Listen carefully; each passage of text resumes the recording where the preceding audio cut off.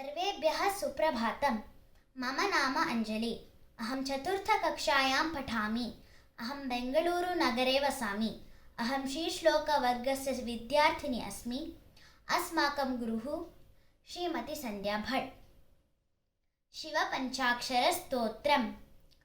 नागेन्द्रहाराय त्रिलोचनाय भस्माङ्गरागाय महेश्वराय नित्याय शुद्धाय दिगम्बराय तस्मै नकाराय नमः शिवाय मन्दाकिनीसलिलचन्दनचर्चिताय नन्दीश्वरप्रमथनाथ महेश्वराय मन्दारमुख्यबहुपुष्पसुपूजिताय तस्मै मकाराय नमः शिवाय।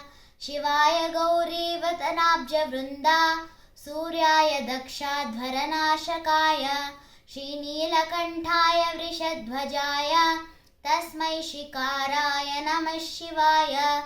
वसिष्ठकुम्भोद्भवगौतमार्य मुनीन्द्रदेवार्चितशेखराय चन्द्रार्कवैश्वानरलोचनाय तस्मै वकाराय नमः शिवाय। यक्षस्वरूपाय जटाधराय पिनाकहस्ताय सनातनाय दिव्याय देवाय दिगम्बराय तस्मै यकाराय नमः शिवाय।